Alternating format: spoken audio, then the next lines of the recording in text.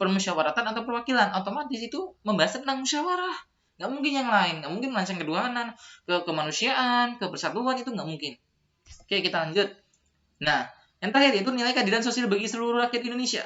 Nah, nilai keadilan sosial bagi seluruh rakyat Indonesia. Nah, apa sih? Yang pertama itu seluruh warga negara bersama-sama menciptakan keadilan sosial dalam kehidupan berbangsa dan bernegara. Yang kedua, memupuk sikap saling menghormati dan bersikap adil antar sesama manusia.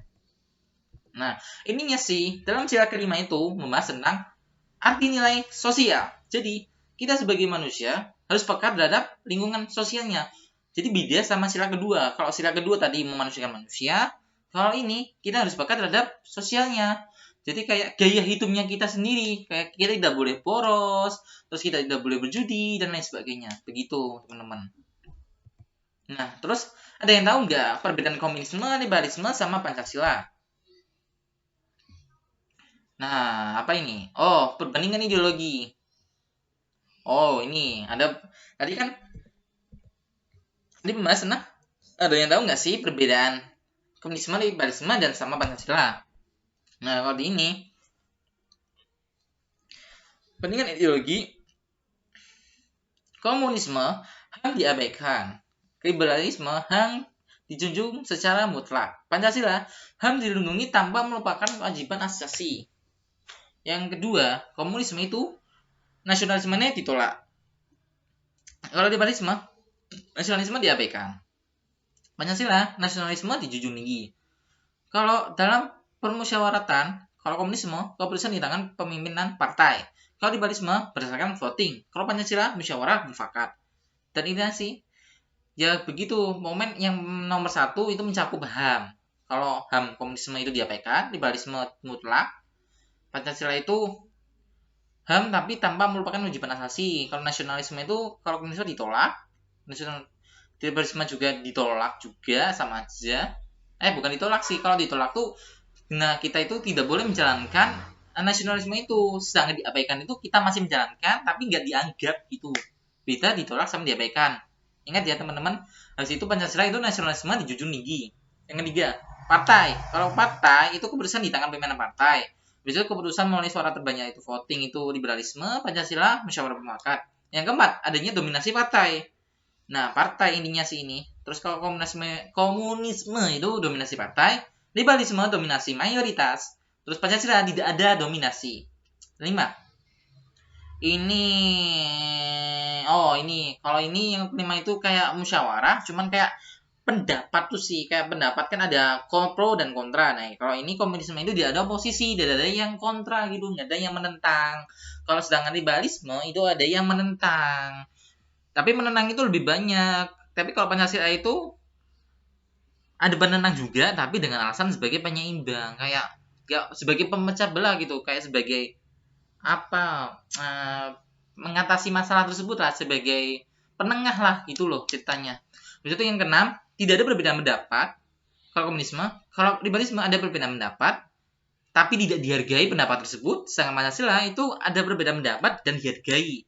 Nomor 7, kepentingan negara. Kalau komunisme itu mementingkan negara, kalau liberalisme kepentingan mayoritas, Pancasila kepentingan seluruh rakyat. Gitu. Nah, apa sih sikap positif Pancasila? Nah, ayo kita lihat. Ada apa aja sih? Nah, yang pertama dalam kehidupan politik, yang kedua dalam kehidupan ekonomi, dalam kehidupan lokal. Yang pertama dalam kehidupan politik, yaitu mengembangkan pendapat secara bebas dan bertanggung jawab. Yang kedua, menjalankan pemerintahan secara jujur dan konsekuen. Terus dalam kehidupan ekonomi, memanfaatkan sumber daya alam secara baik. Terus yang kedua, menjalankan kegiatan perekonomian secara jujur. Terus yang ketiga, dalam kehidupan lokal, ini yang pertama ada menghormati dan menghargai sesama manusia tanpa melihat asal-usul agama, ras, dan latar belakang kehidupannya. Yang kedua, bersikap adil dan tidak mengambil hak orang lain. Intinya sih, kalau politik pendapat, habis itu pemerintahan. Intinya gitu, pemerintahan secara jujur, bersih, dan damai. Ya kayak kemarin tuh, ya. Terus dalam kehidupan ekonomi, memanfaatkan sumber daya alam secara baik, terus menjalankan kegiatan perekonomian secara jujur. Terus dalam kehidupan lokal itu menghormati antar sesama dan bersikap adil dan tidak mengambil hak orang lain. Ini gitu. Nah, cukup sekian materi kita kali ini mengenai Pancasila. Nah, Kalau teman-teman ada pertanyaan atau masih bingung tentang materi ini, atau ada kata-kata apa bikin kalian bingung, nah kalian tanyakan aja nih di kolom komentar di bawah.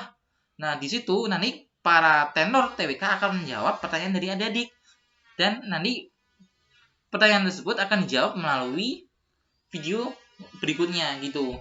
Oke, jangan lupa berkomentar. Kalau bingung ya ditanyakan aja, jangan malu-malu. Dah, tanya aja lepas. Momen ininya tanya aja kalau nggak tahu, daripada nanti pas bingung pas tes malah gara-gara satu kata kan, nggak gara-gara materi ini malah materi yang lain tambah bingung. Kan jadi nggak enak atau gitu. Kayak sia-sia gitu belajarnya nanti. Makanya ditanyakan aja di sekarang. Mumpung masih ada waktu, ya udah tanyakan aja, jangan malu-malu.